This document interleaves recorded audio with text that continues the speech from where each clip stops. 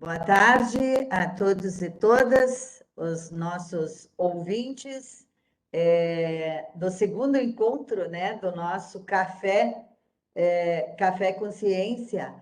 É uma iniciativa do nosso departamento de pesquisa, né, a divisão de pesquisa da Escola de Saúde Pública, proporcionar uma vez por mês, né, o nosso encontro Café Consciência, sempre às 18h30. Criar um hábito onde se possa discutir um pouquinho sobre pesquisa, sobre inovação, tecnologias, enfim, que é um dos grandes objetivos da Escola de Saúde Pública, incentivar, trabalhar, capacitar, qualificar a todos os profissionais da área da saúde e, principalmente, direcionar a importância da pesquisa. Todos nós buscamos inovação e a gente sabe que é através da pesquisa, da ciência, que se alcança os melhores resultados, os melhores objetivos para qualificar o nosso Sistema Único de Saúde, que é o nosso grande objetivo e pelo qual a escola tem preparado seus profissionais.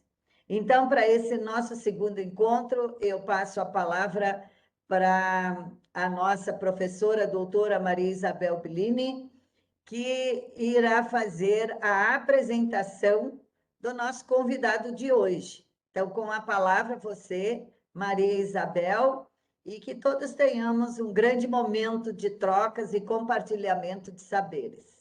Obrigada. Muito obrigada, Terezinha. É com uma enorme satisfação que eu gostaria de apresentar o nosso convidado de hoje, que além de ser um profissional que eu respeito muito, eu também tenho um afeto muito grande. Eu considero o Marcelo meu amigo do peito. Nós já fizemos apresentações juntas na Abrasco, temos pesquisa juntos, e nos irmanamos nessa preocupação com a educação interprofissional em saúde. É o nosso tema, né, Marcelo, nosso tema de pesquisa. Então, o Marcelo, ele é enfermeiro de formação, mas a formação do Marcelo, para além da enfermagem, é muito vinculada à educação interprofissional em saúde. Então, por essa razão, para trabalhar este tema, ninguém mais indicado que o Marcelo. Marcelo é doutor em Ciências da Saúde pela Universidade Federal do Rio Grande do Norte. Ele tem também um doutorado em sanduíche no Centro de Inovação em Educação Interprofissional na Califórnia, em São Francisco, onde ele foi orientado pelo professor Scott Reeves, né, que é uma das referências em educação profissional em saúde. O Marcelo, ele é professor na graduação e pós-graduação da Universidade Federal do Rio Grande do Norte, e uma indicação muito importante para a nossa temática aqui, o Marcelo, ele é coordenador da Rede Brasileira de Educação e Trabalho Interprofissional em Saúde, a REBETES, e membro da Rede de Educação Interprofissional em Saúde das Américas. Então, me parece que, assim, para falar do tema, que é a educação interprofissional em saúde, nós não poderíamos ter uma melhor pessoa, melhor representante. E por que esse tema, né? E por que esse tema interessa para nós, pesquisadores da saúde, trabalhadores da saúde? Porque já existe de um tempo um reconhecimento pelos grandes órgãos internacionais, nacionais e internacionais de saúde, como a Organização Mundial da Saúde, a OPAS, de que a educação interprofissional em saúde e as práticas colaborativas na atenção à saúde são estratégias inovadoras, são ferramentas inovadoras e fundamentais na formação de recursos humanos de uma forma interativa e que possa, através dessa formação, trazer resultados mais efetivos na abordagem no trabalho em saúde. Então, é uma formação profissional que tem como objetivo, né, Marcelo? Romper com silos profissionais, né? Com essas formações fragmentadas das profissões. Então, assim, já falei muito, Marcelo, a palavra é tua, mas queria te dizer que eu agradeço muito ter me dado a honra de abrir essa tua apresentação. Muito obrigado, boa noite a todas e a todos. É um prazer estar aqui com vocês. Obrigado, Isabel, pelas palavras, né, generosas e amigas, né, nessa apresentação. E é uma alegria poder estar aqui trazendo essa discussão, fazendo essa discussão que é tão importante e que vem crescendo, né, muito fortemente em todo o mundo o interesse pela educação interprofissional, e não é à toa, né? Há razões suficientes para a gente acreditar e fazer a defesa da educação interprofissional. Então, eu espero que nessa, nessa nossa conversa, né, a gente possa exatamente compreender melhor, dialogar, quais os caminhos possíveis, o que é essa educação interprofissional, e aí a gente tentar, inclusive, ver que caminhos a gente pode trilhar, né, no contexto para fortalecer esse debate aí no Rio Grande do Sul, aqui no Rio Grande do Norte, mas também em todo o país, né? Então, acho que esse é o papel principal de estarmos criando uma rede de colaboração em torno desse tema. Então, queria realmente agradecer esse convite, né? E vamos conversar um pouco.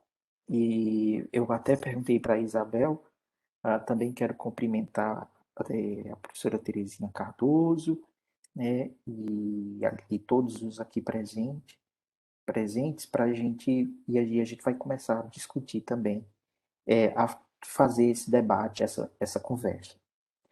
A primeira coisa que eu queria, não sei como se a gente tem condições nessa plataforma de fazer um debate, de escutar vocês também, né? Ou se vamos pensando aí como nós vamos fazer isso, mas eu queria que vocês me interrompessem sempre que sentirem necessidade, com perguntas, com elementos adicionais à minha fala, e aí isso pode enriquecer, sim, esse momento e, de fato, transformar em uma conversa, né? O que eu poderia começar fazendo uma seguinte discussão, né? E aí houve um caso muito emblemático em Bristol, no Reino Unido, um acidente no hospital de cirurgia cardíaca pediátrica. E nesse acidente, algumas crianças acabaram vindo a óbito.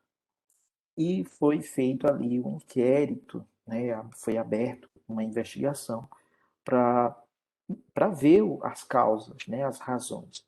E o resultado foi que aquilo tinha acontecido não por maldade dos profissionais.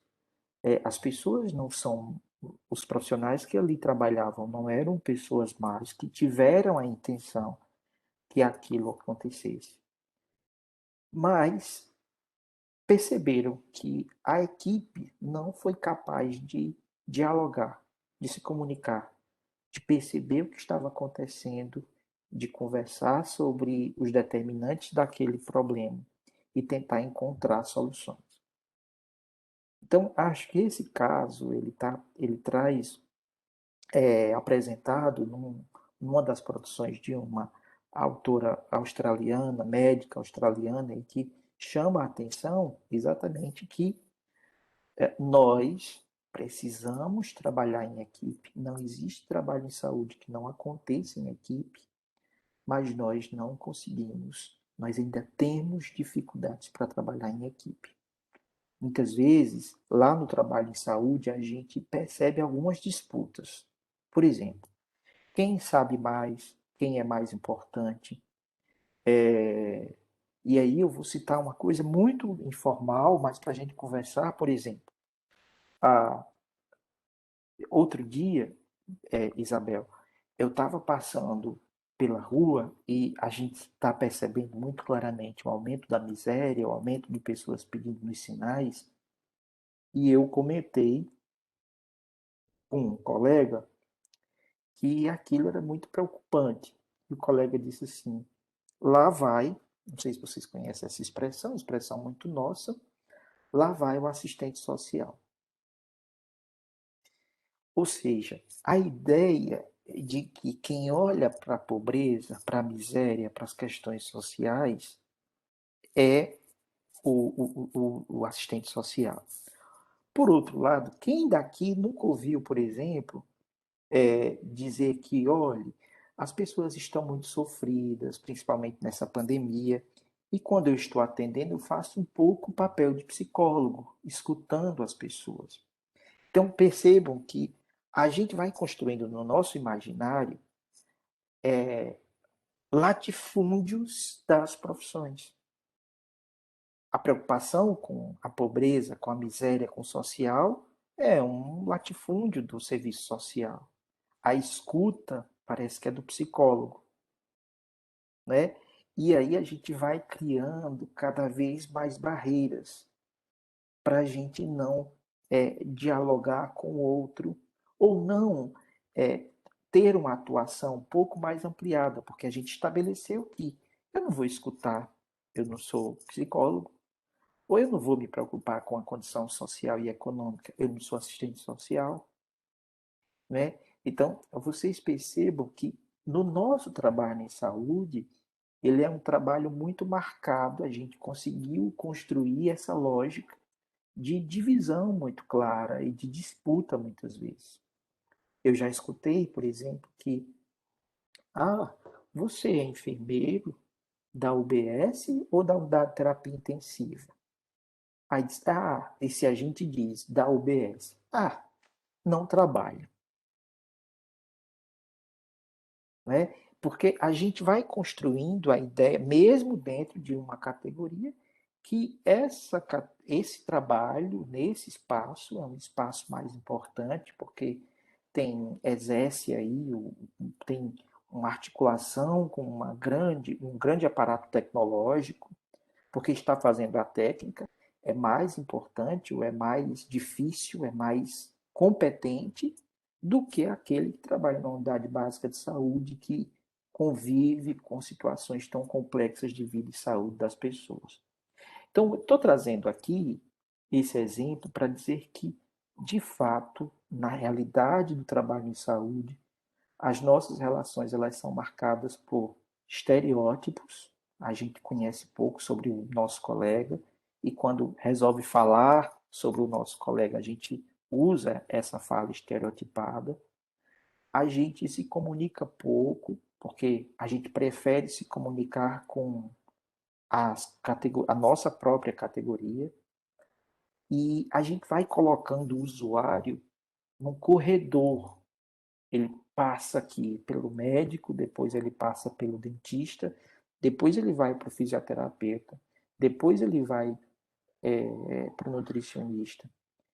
E a gente vai brincando, e parece que é uma peteca aquele usuário, que a gente passa para um lado e para o outro, e poucas vezes a gente se propõe ou se dispõe a dialogar, a fazer algo junto e expor menos esse usuário à duplicação de atos.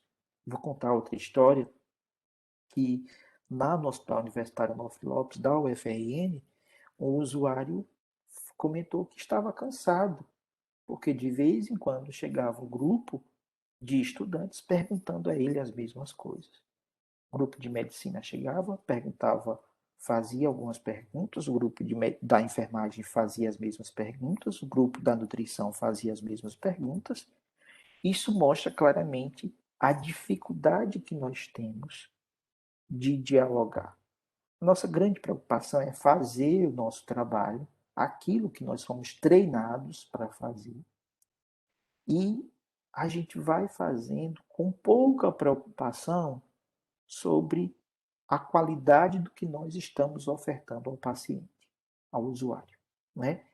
E aí, obviamente, que isso traz repercussões para o sistema de saúde, para os serviços de saúde e para o usuário principalmente, e também para nós trabalhadores. Os estudos indicam que quando a gente trabalha de forma mais articulada, a gente cansa menos, a gente trabalha menos e otimiza o trabalho, porque a gente começa a compartilhar as decisões, a gente começa a prever alguns problemas que sozinho eu não iria conseguir. O usuário fica exposto a menos possibilidades de erros. O serviço de saúde vivencia um trabalho mais qualificado e o sistema de saúde fica mais fortalecido. Tá? Então, isso parece muito óbvio, tudo que eu estou dizendo aqui. E é. Só que, na prática, nós ainda temos uma realidade de fragmentação do trabalho. E essa fragmentação não é por maldade dos profissionais. É porque a gente saiu de uma cultura que valoriza essa competição, que valoriza essa disputa, que valoriza o saber técnico, que coloca o profissional como o centro da produção dos serviços de saúde e não o usuário. Então, a gente vai incorporando essa identidade, incorporando esse perfil, incorporando esses valores, não por maldade, é porque nós estamos inseridos nesse contexto. E aí, o que a gente precisa fazer agora é questionar esse modelo e começar a pensar formas de superar e construir uma nova realidade. Pensando nisso, na década de 1960, lá no Reino Unido, quando essa discussão começa a aparecer, eles tiveram essa clareza que há algo muito incoerente na nossa realidade. O que é essa incoerência?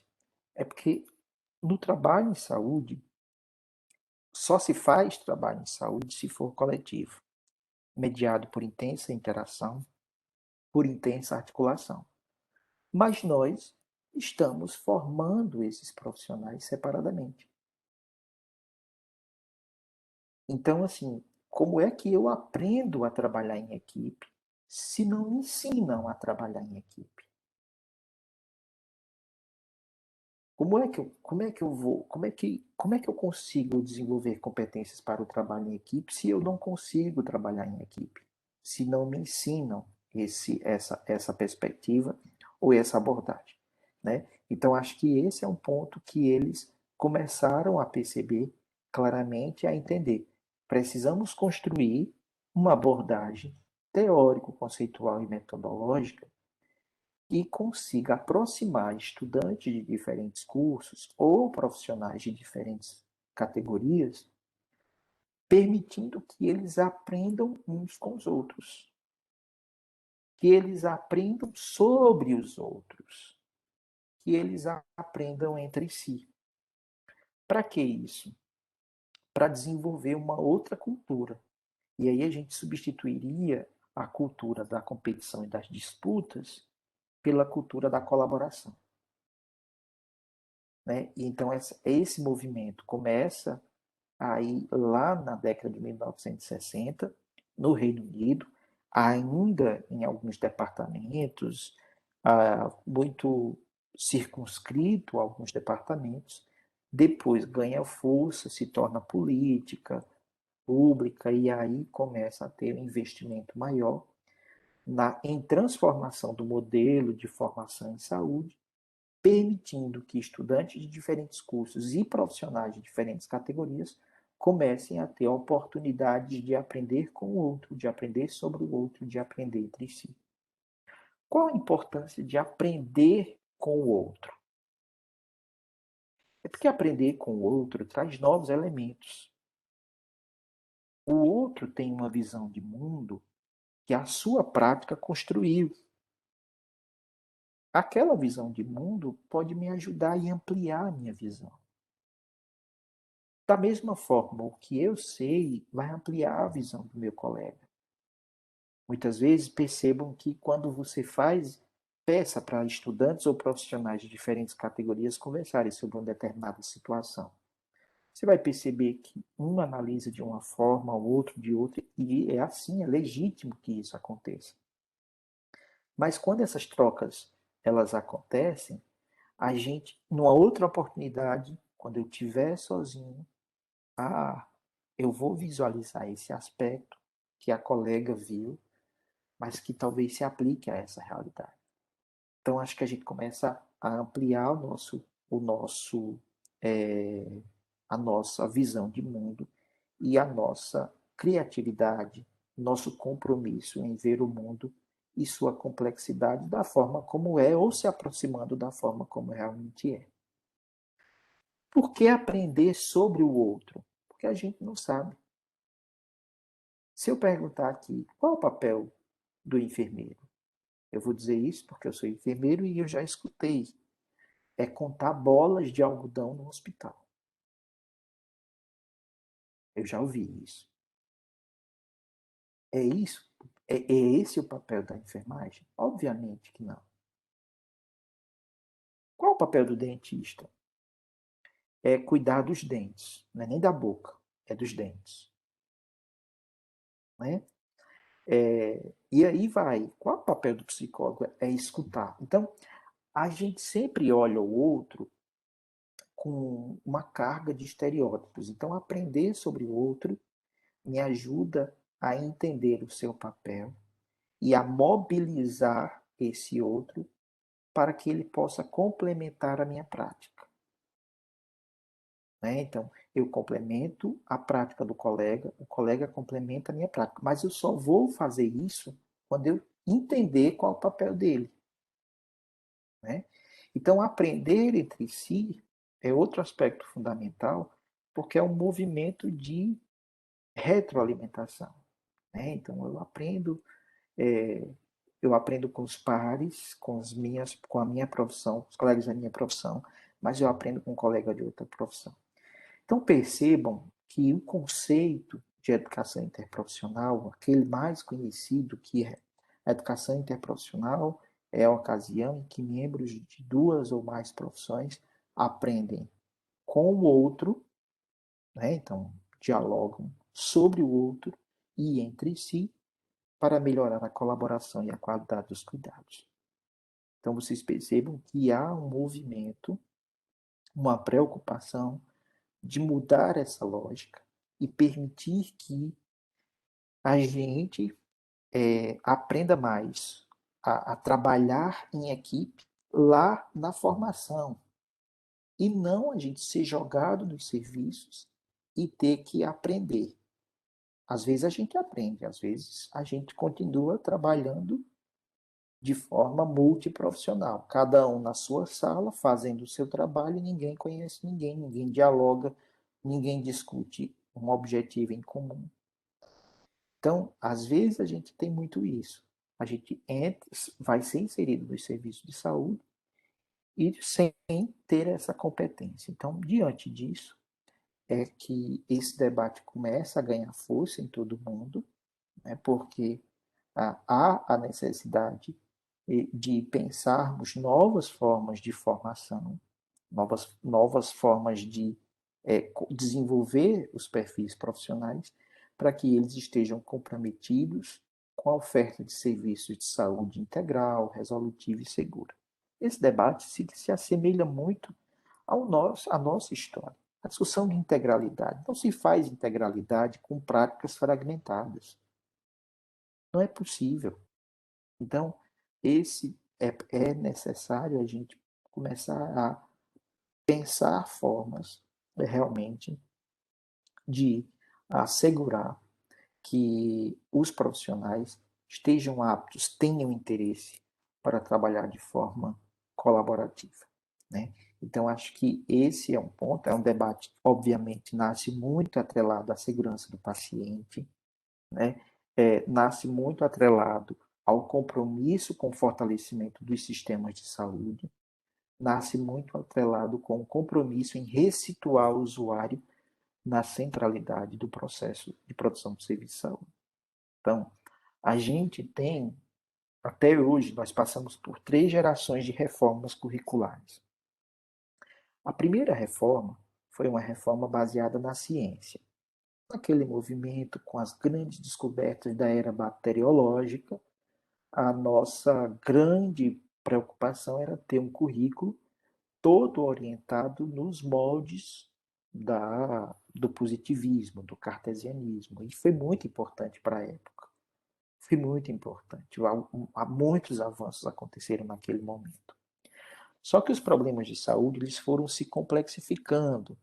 E aí a gente começa a perceber que a gente precisava entender que muitos problemas de saúde, alguns eram mensuráveis, outros não eram mensuráveis. E aí a gente entra na segunda geração de reforma curricular, que é orientada pelos problemas. E aí a gente fazia, permitindo uma relação muito múltipla, né, uma compreensão muito múltipla dos diversos problemas.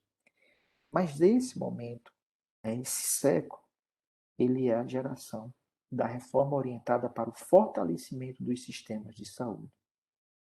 Então essa discussão, ela é uma discussão que a gente busca investir na educação interprofissional para permitir que a gente tenha uma nova lógica de produção dos serviços de saúde, fortalecendo esse sistema de saúde e lá no nosso horizonte, como principal objetivo, que a gente tenha um serviço de saúde de excelência, de qualidade, integral, resolutivo e seguro para aquele usuário. Agora, a gente só vai conseguir fazer isso quando a gente colocar esse usuário no centro da produção dos serviços de saúde. Percebam, onde vocês visualizam um trabalho em equipe bem coeso, bem forte, bem intenso? Será que é no CAPS, na atenção à saúde psicossocial? A gente percebe sim. Por quê? Porque é muito complexo tudo que está ali.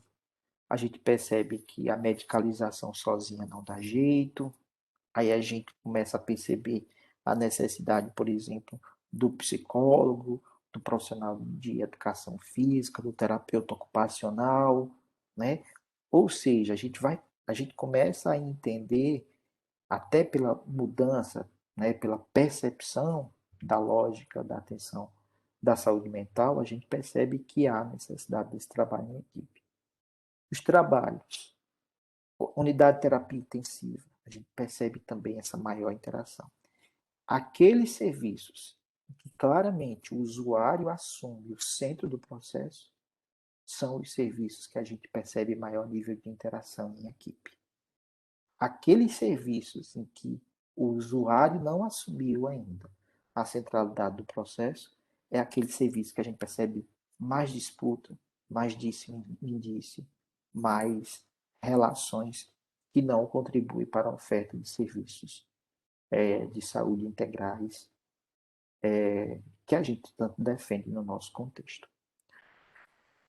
Então, essa é a minha primeira fala dessa nossa conversa, e aí eu queria já estimular vocês a trazerem novos elementos, ou perguntas, ou novas provocações, para que eu não fale sozinho, mas que a gente possa realmente conversar sobre esse tema. E aí eu trago depois, a partir da provocação de vocês, novos elementos. Tá sem som, Belinha. Oi. Alguém colocou aqui no chat, no bate-papo, que tu fizeste uma importante colocação, que é transformar a saúde, a formação em saúde, de uma forma colaborativa, mas que algumas categorias de saúde ainda são muito competitivas, né? A minha provocação para ti não é uma provocação, mas é uma reflexão, porque essa formação fragmentada, ela é secular, né? Assim, ela vem de muitos anos, e a gente, de muitos séculos, né?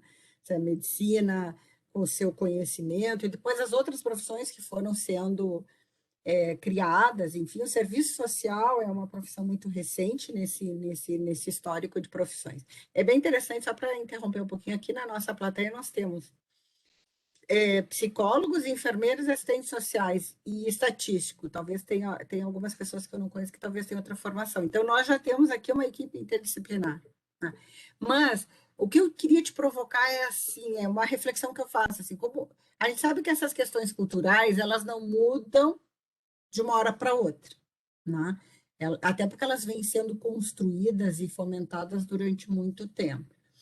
O Eugênio Vilaça, ele diz que essas mudanças muito importantes, as mudanças culturais, elas são feitas de forma muito lenta, que as mudanças muito rápidas são as mudanças autoritárias, que vêm de cima para baixo, etc.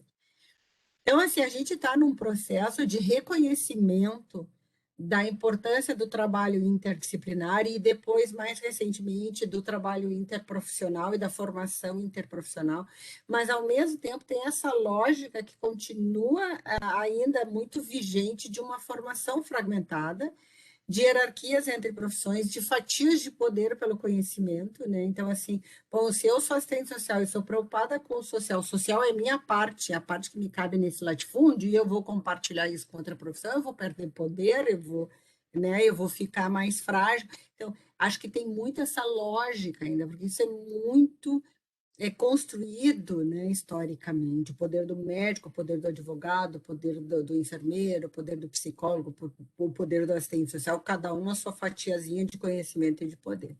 Então, assim, eu queria ouvir de ti também, assim, está aberto para as outras pessoas se colocarem. Como é que tu vê essa caminhada, né? Assim, se tu está notando, tem experiências exitosas, como é que, mesmo reconhecendo que é um processo mais lento, que luta com uma questão histórica, como é que está sendo essa caminhada na construção no Brasil, na formação interprofissional, da interprofissionalidade? E daí eu abro também, não sei se a Fátima está com a mãozinha levantada, eu não sei se ela quer falar ou se Ou se foi sem querer, né? Esse Webex eu não domino, então eu não sei se aquela mãozinha. Fátima, se tu queres falar alguma coisa. Carla, Priscila, Marli, Não, Hélida. Belinha, essa mãozinha foi acidental. Eu quero cumprimentar todos, cumprimentar o professor também, né? E acrescento a essas reflexões da Belinha, assim, não faltasse mais nada, ainda temos um mundo em estado de pandemia e que parece que vai se suceder, né? Então, assim, o que não fizemos até agora de interprofissionalidade, interdisciplinaridade, faremos. Teremos que fazer de uma maneira ou de outra, né? Assim como outras práticas que vamos ter que resgatar para cuidar da humanidade, todo mundo, né, junto, né?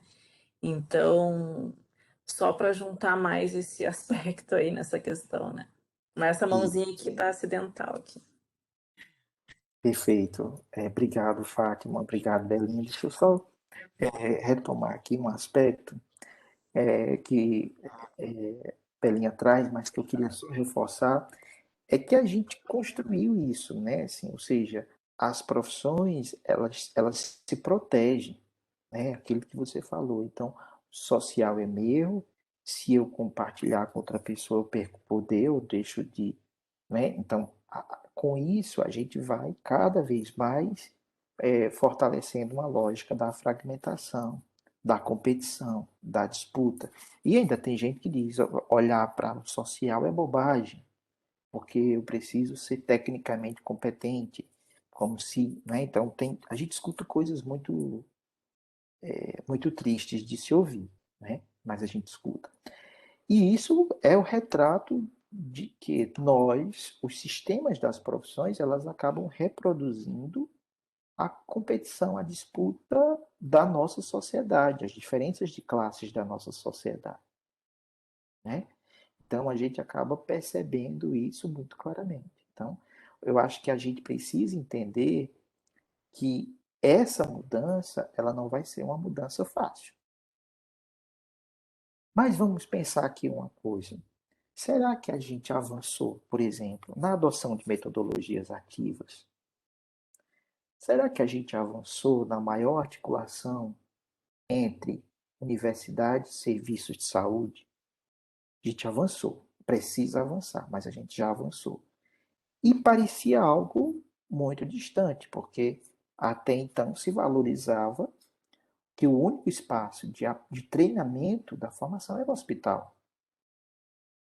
Ou que o método mais tradicional de formação, aquele da aula expositiva, da memorização, era o método mais adequado. Então, a gente começa a fazer algumas mudanças que demoram. São mudanças que no Brasil já tem mais de 20 anos, por exemplo, a discussão da metodologia ativa, do currículo integrado, da integração ensino, serviço, comunidade. Aí nós temos, por exemplo, essa discussão vindo lá do PROMED, a discussão da integração ensino, serviço, comunidade vinha lá do PROMED, que nós alcançamos algumas mudanças aqui, passados 20, 25 anos, alguns anos dessa realidade. Então, a primeira coisa que a gente precisa ter clareza é que nenhuma mudança de paradigma ela vai acontecer nesse intervalo de 5 anos. Agora, ela não vai acontecer nunca se a gente não começar. E nós já começamos. Né? Então, acho que esse é um passo importante para a gente fazer essa provocação.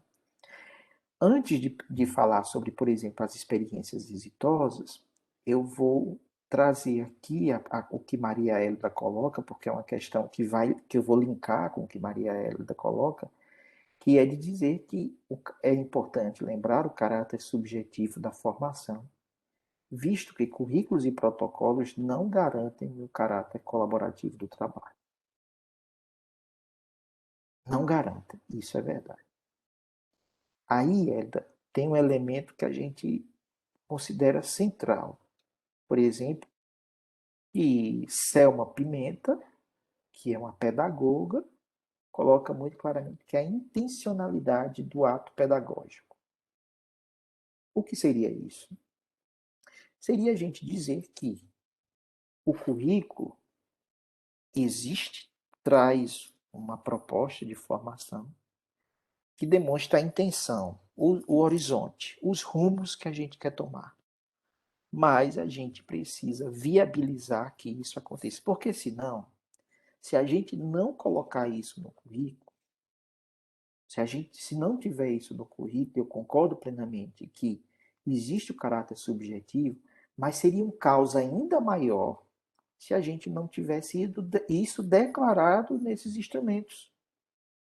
Porque são esses instrumentos que declaram o que a gente quer como educação, o que a gente quer como sociedade, o que a gente quer como saúde. Agora, obviamente, nós vamos ter o currículo oculto por interesses diversos. Obviamente, nós vamos ter pessoas que valorizam essa discussão, pessoas que não valorizam, e é legítimo. Né? Nós não vamos demonizar quem não dialoga conosco. É legítimo. Mas a gente começa a ir construindo e a ter clareza que a gente vai conseguindo algumas vitórias. Exatamente para a gente entender que essa subjetividade ela é múltipla, mas que exatamente por isso tem o currículo como o caminho que a gente quer seguir nesse processo. Então, existe sim o caráter subjetivo, mas o que eu chamo a atenção é a necessidade de que essa intencionalidade ela esteja muito expressa, muito explícita, para que a gente possa entender que há diferentes subjetividades, mas que reconhecendo isso, a gente quer trilhar aqui esse caminho, que é um projeto de sociedade, que é um projeto de educação, que é um projeto de saúde, que é um projeto de profissão de trabalho em saúde. Então, acho que por isso que a gente tem que acreditar que, e aí qual o caminho para o sucesso desse debate é a gente colocar isso e planejar de uma forma muito sistematizada, muito rigorosa, as iniciativas de educação interprofissional, para a gente não acreditar na falácia de que juntou estudantes em um mesmo espaço é educação interprofissional. Como se o encontro fosse tão fantástico que automaticamente as pessoas já aprenderam a amar as outras, a respeitar as outras. E não é assim. A gente precisa tensionar, estimular, mostrar a importância para o serviço de saúde, mostrar a importância de relações colaborativas para usar uma base referencial, usar metodologias, permitir a reflexão, avaliar para ver se isso acontece. Porque assim, e essa intencionalidade, ela se expressa em todos esses elementos do processo ensino-aprendizagem. Então, eu acho que o que eu estou querendo trazer aqui, pessoal, é exatamente de que as iniciativas bem-sucedidas de educação interprofissional, elas dependem desse rigor. Ter clareza do que é educação interprofissional, ter clareza de que não é suficiente juntar no mesmo espaço estudantes ou profissionais de diferentes categorias.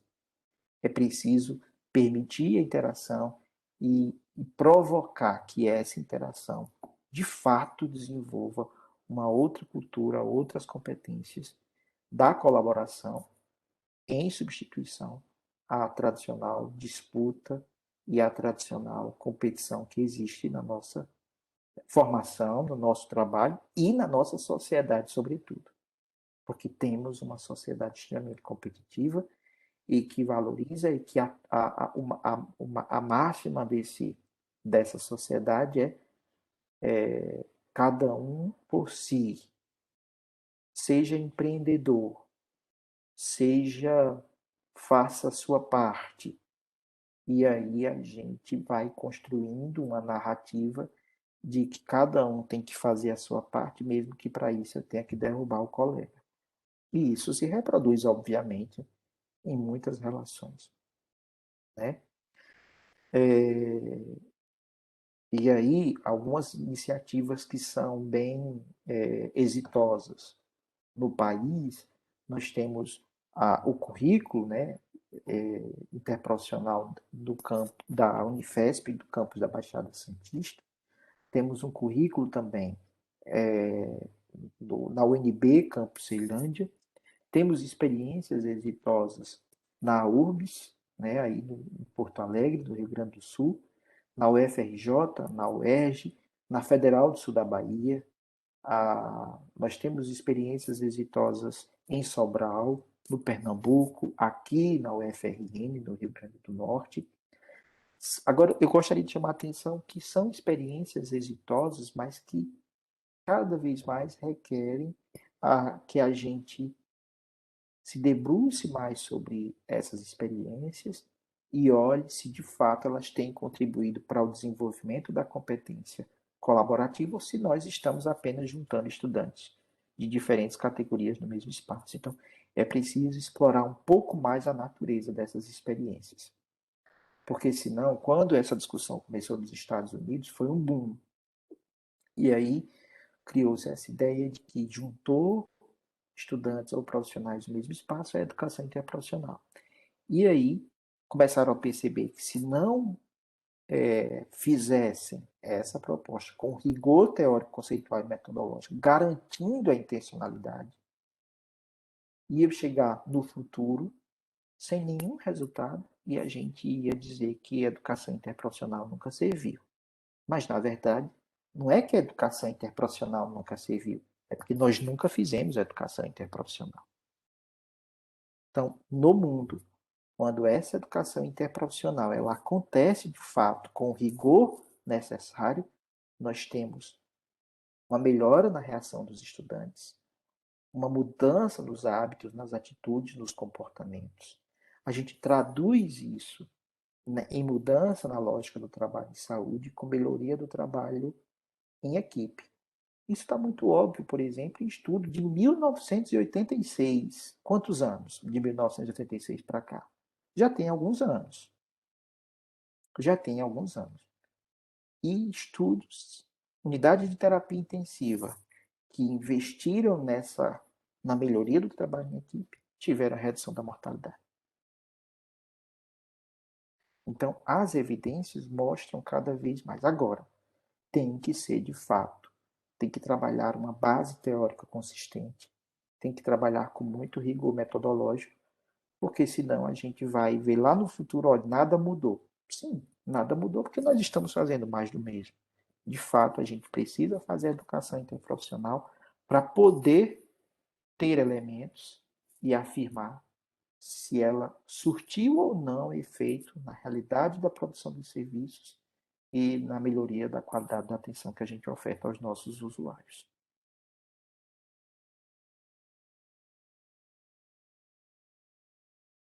Aqui no chat tem então a fala da Hélida, depois uma fala de uma pessoa que elogiou, mas que caiu a conexão, a Terezinha te dando, aqui, Terezinha te dando os parabéns.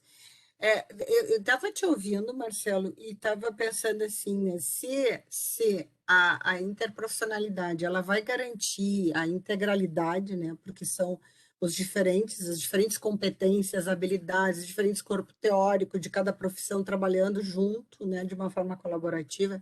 Se isso estivesse no radar, digamos, fosse a direção, fosse o objetivo das profissões, o que nós precisamos fazer para garantir o princípio da integralidade? Se isso estivesse no radar das profissões e como um objetivo, talvez fosse mais fácil construir, né, assim, práticas colaborativas, trabalhar de uma forma interprofissional. Mas parece que não tem nessa lógica aí da competição, de cada um se agarra na sua fatia, levar vantagem em tudo.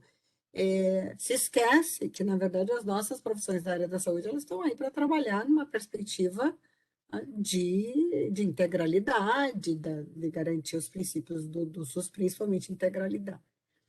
Então, acho que isso não está no radar das profissões, não está no objetivo primeiro. Né? Se tivesse, talvez fosse mais fácil construir práticas colaborativas. Zezé, tu quer falar alguma coisa? Que o Zezé está discordando de mim. Então... Eu vou concordar com o Zezé antes dele falar. Mas eu vou deixar ele falar. Zezé, eu vou concordar com você. Boa tarde, Marcelo. Eu peguei o bonde andando. Estou sentado do lado do motorista, mas vamos lá. Mas eu estava ouvindo antes de entrar aqui, mas eu estava com um problema na minha câmera. Olha só, Belinha, eu discordo. Eu não estou num bom dia, então dá um desconto. Mas não é hoje que eu não estou no bom dia. Faz 2 anos quase que eu não estou no bom dia. Mas eu passei o dia hoje no Encontro Nacional das Residências. Bisbilhotava aqui o nosso encontro, o encontro da pesquisa, bisbilhotava e estava mergulhado lá, porque hoje à tarde teve o fórum dos tutores e dos coordenadores, onde eu tinha que estar. Eu discordo, Belinha, da tua fala, porque não é só isso. Eu acho que é muito mais sepulcral, é muito mais arraigado. É um projeto de governo. É um projeto, é uma estrutura de governo. Não estou falando desse governo ou daquele governo. Estou falando do Estado-país. Nós não queremos isso, nós não temos isso. E eu vou mais adiante. Isso é latino-americano, isso é hemisfério sul. Não é para ter isso. Não é para ter essa conjuntura tão sonhadora quanto o Marcelo trouxe agora. É a intenção mesmo da América, do hemisfério sul, e no nosso caso aqui. A gente não tem universidade projetada, a gente não tem publicação maciça publicada, a gente não configura em nenhuma lista daquelas top 10, top 5, sei lá. Eu não estou dizendo que isso seja alguma coisa. É, sim. Mas nós não temos estrutura, nós não temos estofo, nós não temos... Nós que eu falo, além de Brasil, é onde nós estamos inseridos. E não tem. Hoje eu não chorei hoje à tarde, no encontro, porque eu estava pensando no vinho que eu vou tomar daqui a pouco, no jantar. Porque a quantidade de programa de residência nesse país que tem residente sem o preceptor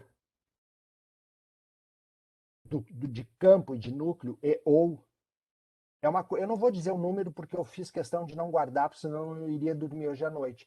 Mas só de pensar isso, como é que a gente vai querer uma questão interprofissional multidisciplinar? Não, o projeto de residência é mão de obra. Tá latente isso. Então não é assim, eu vou ter 8 profissões. No meu programa que eu coordeno, tem 8 profissões.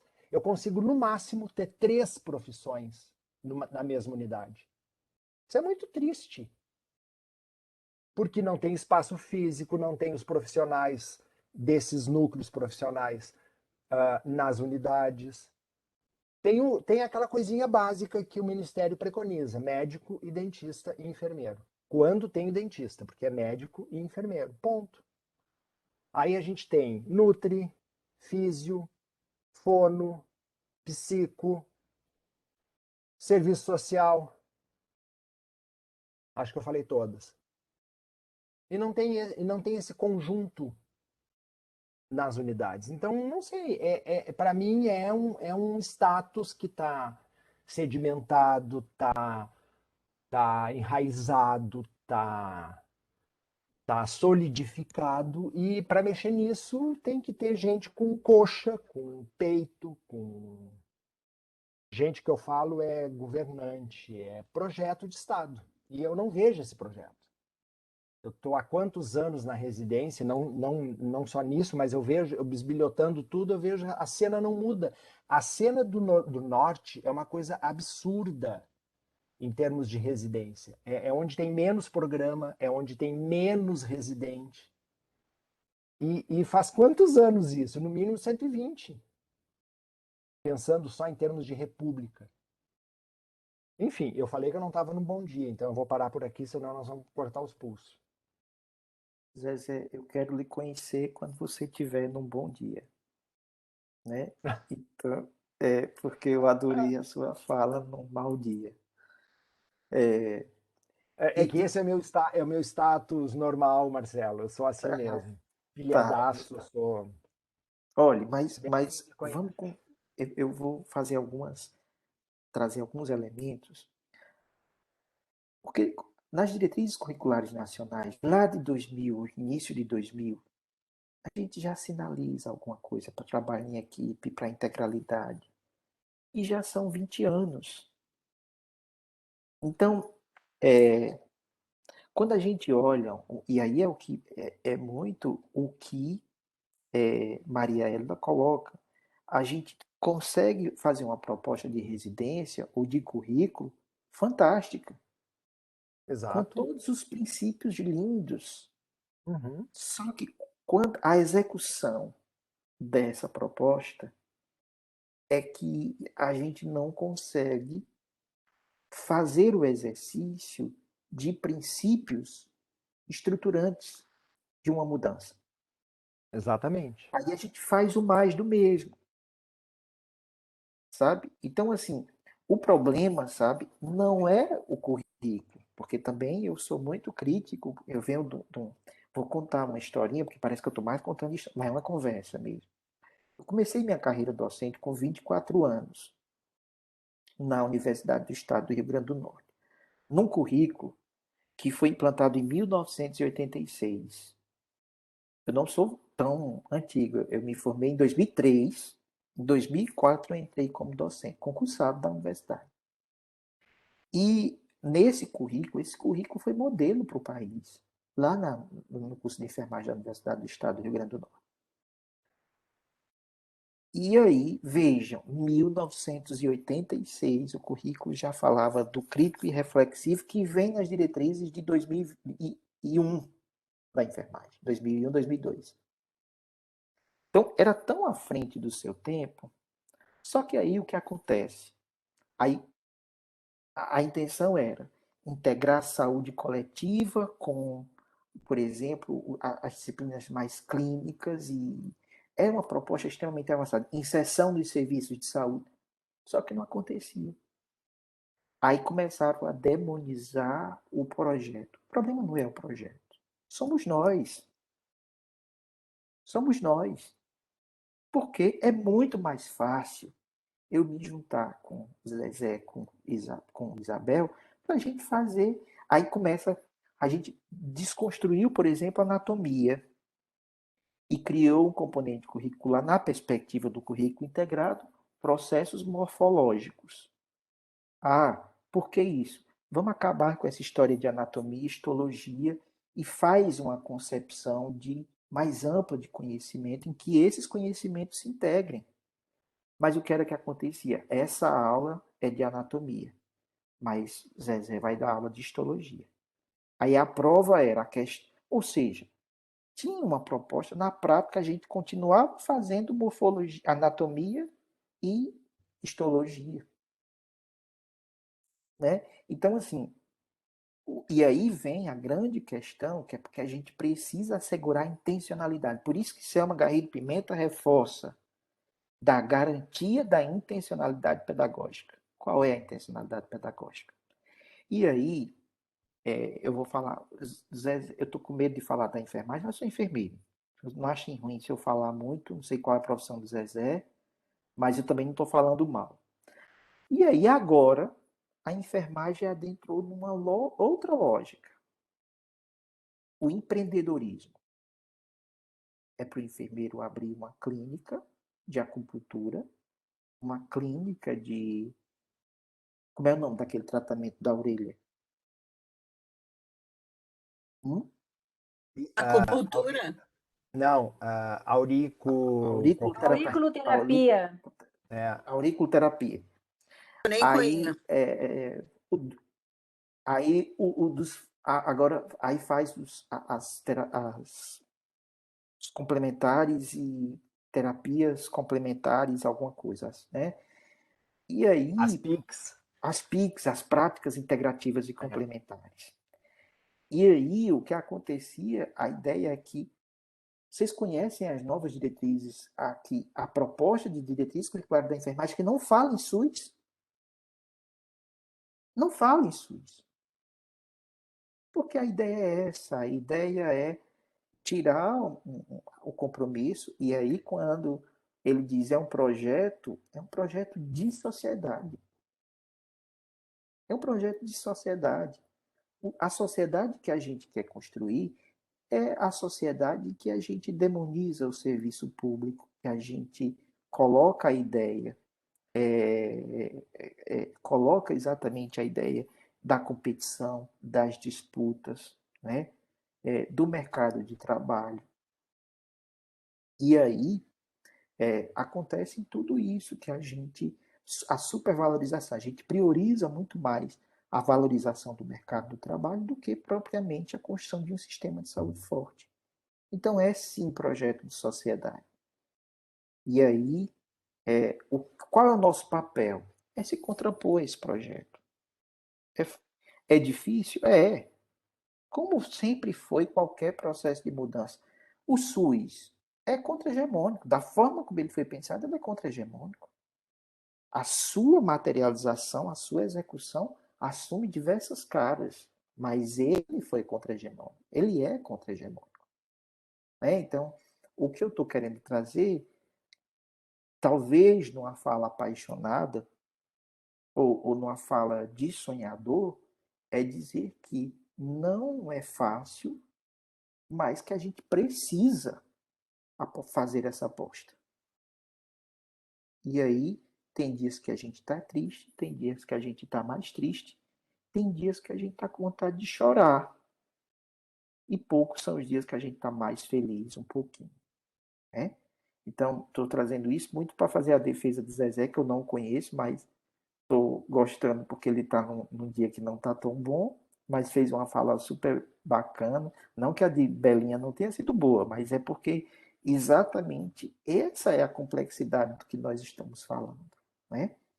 E aí, eu vou, se vocês quiserem depois conhecer, eu estou coordenando a residência multi em atenção básica aqui em Caicó, com 10 categorias profissionais. E aí a gente adotou como um projeto de pesquisa de um mestrado um método de trabalho interprofissional com a residência. Então, se vocês quiserem, depois eu apresento como funciona, né? Tem dado certo, né? Tem dado bons resultados, mas eu enfrento algumas coisas, Zezé, que me incomodam. Por exemplo, eu vou com os estudantes de medicina fazer visita domiciliar. Aí tem um usuário, uma família que tem um paciente acamado, que foi vítima de um acidente de moto, que é tetraplégico, com escara de decúbito, pagando R$ 70 por semana para o serviço privado de fisioterapia, e lá na casa dele fazer alguns movimentos, não precisa de grandes equipamentos, não precisa de nenhum equipamento, só fazer alguns movimentos. Mas a gente tem o fisioterapeuta na UBS. Aí quando a gente vai perguntar, mas qual a razão de não ir? Não, é porque é o trabalho interprofissional, a gente só faz trabalho em equipe. Aí eles construíram a ideia de que eles estão 2 anos da residência fazendo educação em saúde. Mas as necessidades dos usuários, esse usuário, daria para fazer uma visita domiciliar, um acompanhamento longitudinal, sistemático, com o enfermeiro, com o dentista, com o fisioterapeuta, com o nutricionista. Mas fazem? Não fazem. E aí a gente está nesse movimento de desconstrução dessa ideia que o que orienta o trabalho de qualquer profissão, de qualquer serviço de saúde, deve ser as necessidades de saúde daquele local. E não a minha vontade, não o meu desejo. Né? Porque também tem um fato que, com esse desemprego, a residência virou um emprego. Muitas vezes a gente não tem o perfil. É ou não é? A gente não tem um perfil, não tem interesse, não são todos, não estou generalizando, mas é possível que a gente encontre essa realidade. Então, o que eu estou trazendo com essa fala é dizer que são muitos os elementos que interferem no sucesso daquilo que nós estamos conversando, né? Mas a gente tem que continuar tentando, a gente erra, a gente acerta, mas a gente precisa continuar realmente tentando. Olha, eu não acho que vocês discordaram tanto assim de mim, mas tudo bem, eu vou deixar por aí. E eu estou num bom dia, viu? Eu estou num bom dia, porque eu já só vi coisa boa, só vi gente boa e estou vendo o Marcelo, meu querido, aqui com a gente. Acho que essa racionalidade neoliberal que está se construindo, que tem aí o empreendedorismo, que seja patrão de si mesmo, né? Tu é o que dá conta, tu vai ser o teu patrão, que é um belo do engodo, né? E que algumas profissões estão assumindo isso e vendendo. Acho que isso está posto nas profissões, enfim. Mas eu vou ler aqui no chat, e eu tenho uma dificuldade de ver o que está posto no chat, tá, gente? Mas aqui tem a Marli Vendrúsculo, espero não estar passando, esquecendo ninguém, parabenizando o Marcelo pela fala, dizendo que é exatamente isso o que tu estavas falando há 20 minutos atrás, mas que tem a ver com isso das equipes, né? E que ela vê isso nas equipes de saúde na ponta, falta de comunicação, falta dessa troca de conhecimento entre as equipes. Eu diria mais, é falta de empatia, é falta de uma série de coisas nessa lógica que está se construindo. E daí, uma outra pessoa pergunta, bom, qual é a tua proposta, então, Marcelo? Já que tu estás no Bom Dia, para essa falta de comunicação e essa troca de conhecimento entre as equipes, né? A educação interprofissional. A proposta é a educação interprofissional. É a gente estimular, desculpe, o que foi isso? Desculpe. É a gente estimular cada vez mais oportunidades para estudantes e profissionais aprenderem uns com os outros. O problema dessa falta de comunicação É porque a gente, na nossa formação, a gente não estimulou isso, não mostrou a importância. As pessoas continuam se formando em seus nichos, em suas tribos, nos silos profissionais, não conhecem o outro, não aprendem a dialogar com o outro, a respeitar, a valorizar o outro profissional, e isso se reproduz na prática. Então, essa pergunta, qual a proposta para a falta de comunicação? É a educação interprofissional.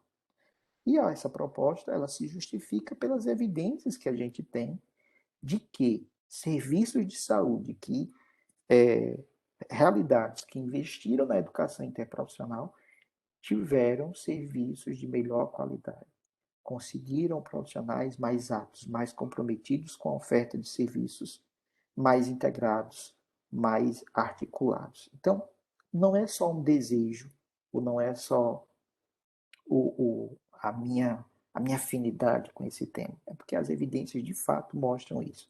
E aquilo, em 1986, um estudo mostra que quando a gente investe na melhoria da comunicação, na melhoria dessa troca de conhecimentos entre a equipe, a gente tem a redução da mortalidade da terapia intensiva, por exemplo.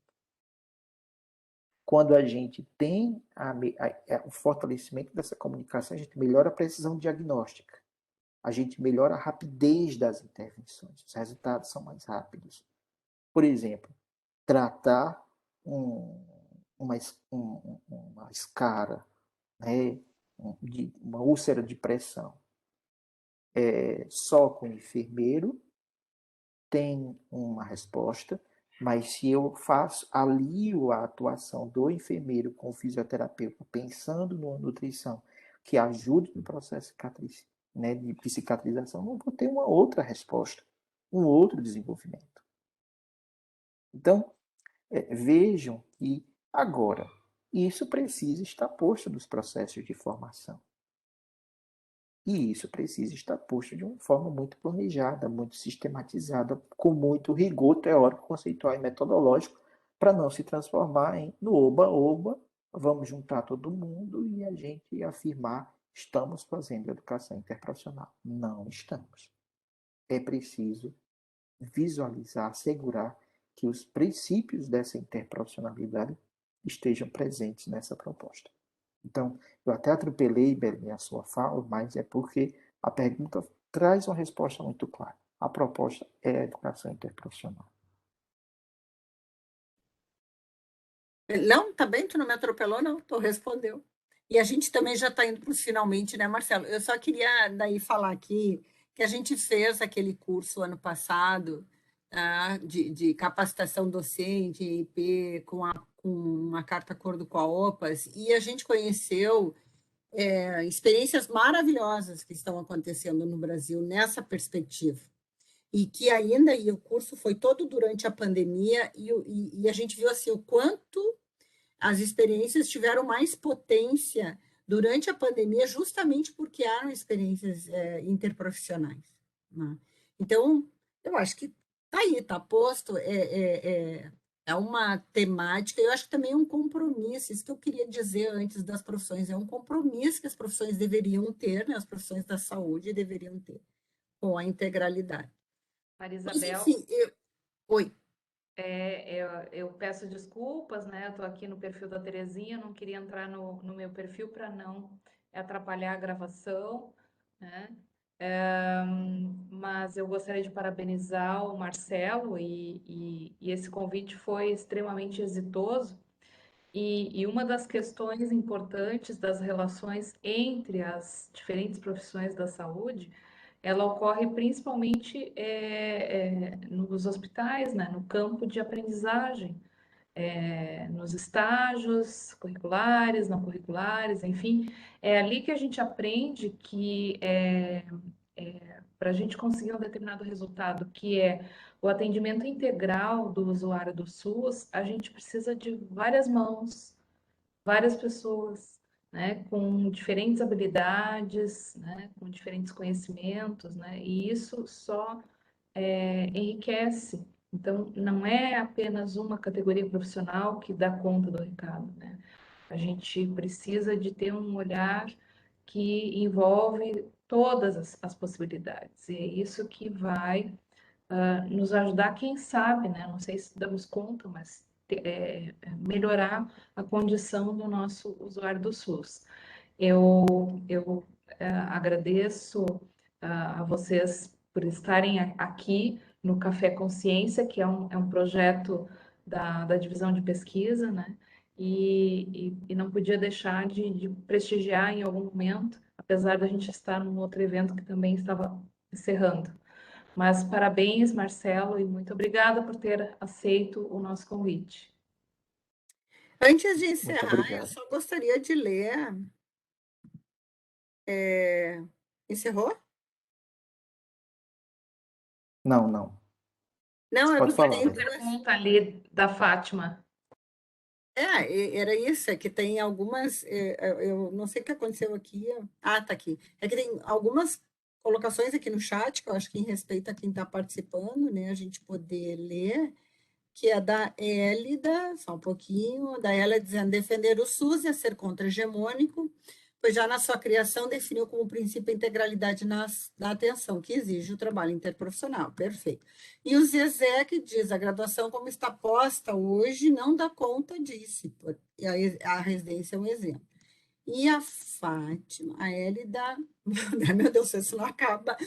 A ESP realizou uma turma do curso de especialização em saúde pública com base na educação interprofissional alinhada com a rede de escola. Perfeito.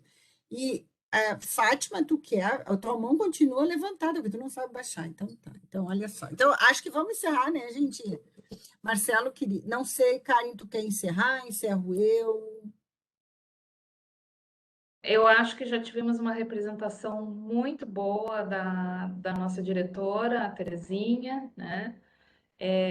Enquanto diretora adjunta e chefe de divisão, eu só tenho a agradecer a Maria Isabel por fazer essa mediação, por fazer esta indicação do Marcelo, e parabenizar a todos que estão aqui, né, prestigiando o Café Consciência, né?